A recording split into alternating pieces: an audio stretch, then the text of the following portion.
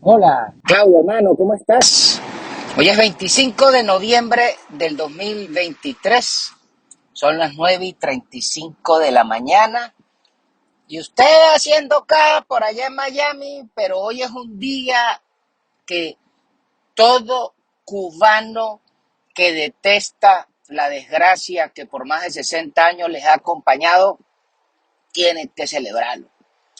Busquen lo más profundo de la ultracaleta del escaparate de su casa y rómpale el sello a una botella de Jack Daniels o de etiqueta negra o de lo que quieras de cualquier bebida espirituosa, porque se celebra un año más de la declaración y reconocimiento de la muerte de la rata del barbudo cubano. Sí, la pecueca de Fidel Castro Ruz, el maldito sabañón, sabandija, ladrón, ratero, pecueca, porquería, asesino, terrorista, narcotraficante y criminal que le ha destruido la vida, el pasado, el presente y el futuro al pueblo cubano.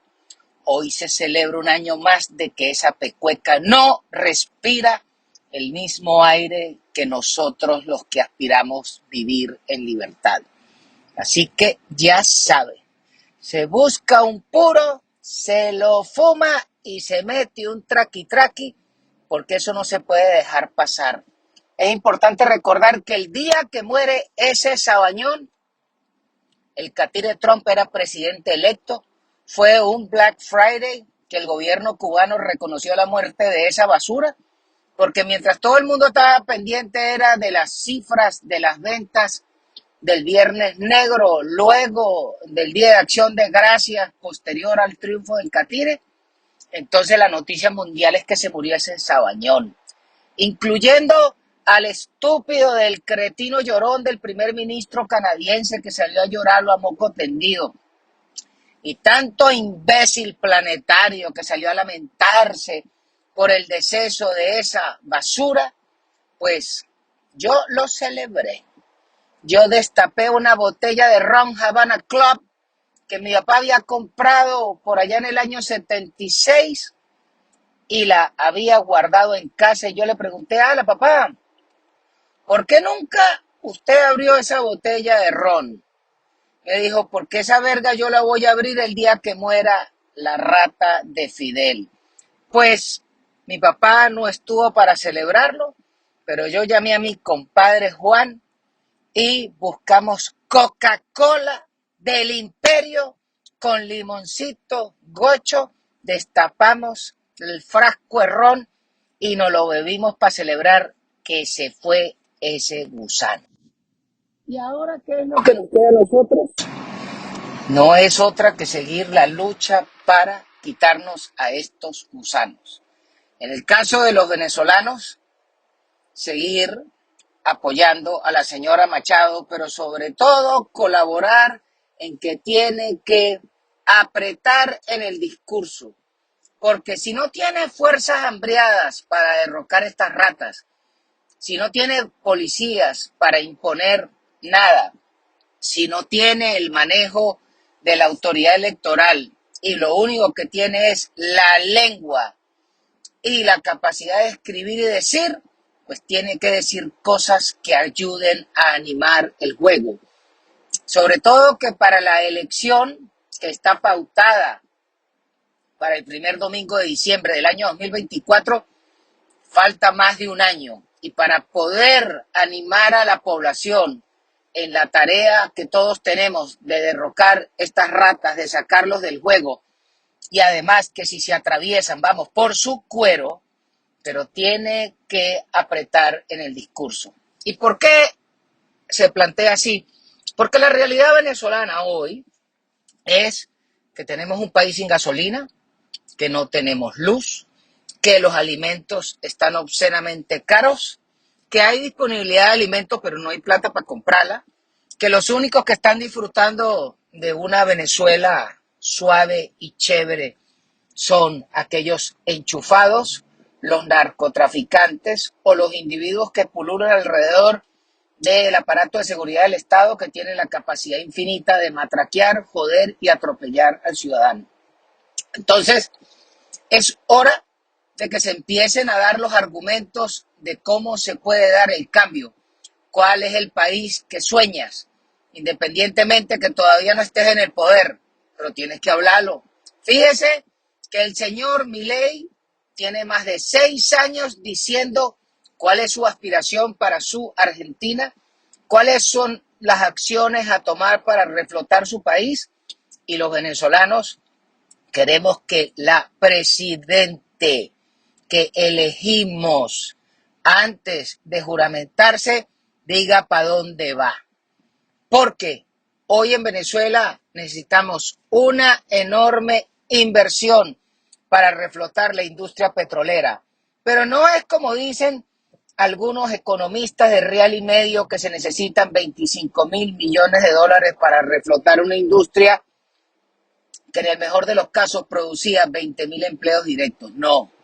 Para reflotar la industria petrolera venezolana se requiere una inversión superior a los 250.000 millones de dólares que el Estado venezolano, que todos los impuestos recogidos tienen cómo aportarlos.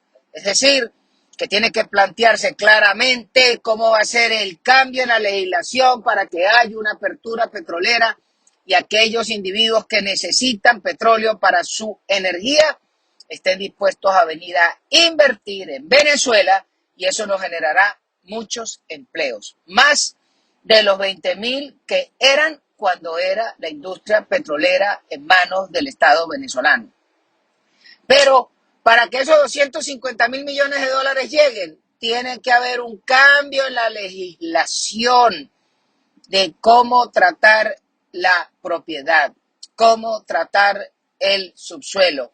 Tiene que haber una legislación para cambiar la política fiscal y, sobre todo, tiene que haber comida para abastecer los equipos que van a trabajar, y además que tiene que haber un aparato que sepa cobrar impuestos, pero no que esté cobrando impuestos para atracar a la gente, sino los que son justos. Pero de eso hay que hablar.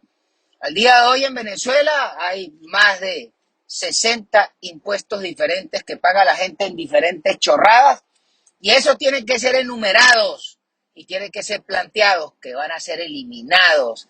Y los impuestos que queden tienen que plantearse claramente cuál es el porcentaje que se va a cobrar. No es posible que en la Venezuela actual a ustedes cobren más del 30% de impuestos sobre la renta en un país que no produce un coño. Pero además que el grueso de las empresas que producen plata están en manos del gobierno y no pagan un coño. Entonces ese tipo de cosas la gente las quiere escuchar. Y por ejemplo, el otro problema es que para poder abastecer el país tenemos que poder generar empleos, y el grueso de los empleos están en el campo. Pero para que el campo produzca, tienen que darse varias cosas. Primero, tiene que estar el país abastecido de combustibles y lubricantes, porque resulta que los camiones que desplazan las cosechas, los camiones que desplazan los insumos y los tractores y las rastras con las cuales se hace el proceso de siembra requieren gasoil y lubricantes. Y para eso, pues en Venezuela no se produce y tiene que permitirse importar combustible a todo aquel que quiera traer combustible al país, siempre y cuando pase la prueba del ácido, porque no te van a traer gasoil licuado con agua, pero una vez que consigas quien traiga gasoil limpio, pues que traiga y que lo venda a precio de mercado. Total, es mejor tener 40.000 estaciones de servicio en el país, surtidas de combustible de diferente proveedor y que cada quien compita en precio y en calidad, que tener 10 bombas por estado donde la calidad la define un maldito sabañón basura del PSUV o una pescueca de la guardia o un policía, y que además te cobra el precio del gasoil al mismo precio de Londres.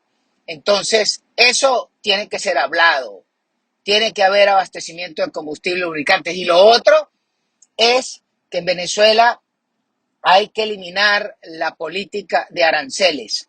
¿De qué sirve tener aranceles en un país que no produce un coño? ¿Cuál es la industria local que vas a cuidar? La industria donde están los pájaros de Fedecámara que están negociando con los chavistas, que están acostados en la misma cama de la bruja Delcy, la huérfana. Entonces, para tener a esa manga de cabrones, pues abra los puertos, elimine los aranceles y todo aquel venezolano o extranjero que tenga los reales para traer insumos para la producción agrícola como tractores, implementos, semillas, fertilizantes y fungicidas, pues que los traigan, porque total, nosotros lo que necesitamos es producción. ¿De qué sirve cobrar unos aranceles? ¿Para qué? Para que en el fondo el importador se arregle con el guardia y el interventor del CENIA y el Estado no reciba nada. En cambio, es mejor llenar el país de insumos y total, a la venta final del producto, siempre podrás cobrar el impuesto sobre la renta y el impuesto a las ventas. Claro, no al 14%, eso tiene que ser corregido, pero es mejor cobrar el impuesto a las ventas al final que cobrar toda la cadena de impuestos para producir la misma verga. Y además, en el fondo, son los amigotes del gobierno que no pagan ningún arancel y no pagan impuestos, y entonces ellos forrados y el pueblo mamando y loco.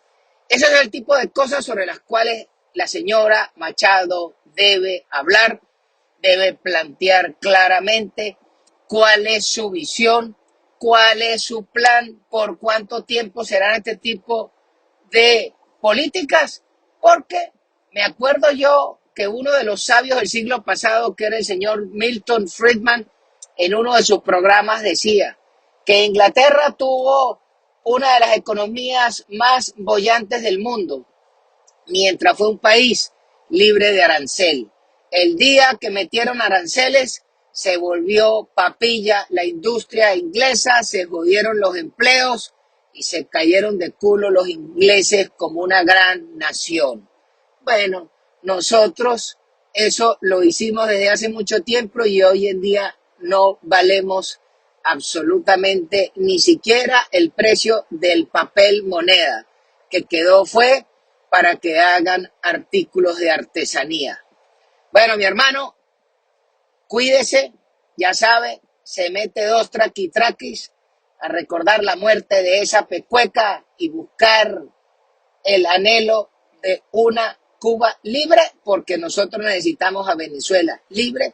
Y yo me voy para donde el gato Luis a tragarme unos pasteles en el huerto con la respectiva huepanela. Chao, chao. Pollito de corazón a 2.500 el paquete, hallacas de pollo a 2.500 cada una. A la orden los bollitos de mazorca a 2.500 el paquete, bollito de corazón a 2.500 el paquete, hallacas de pollo a 2.500 cada una.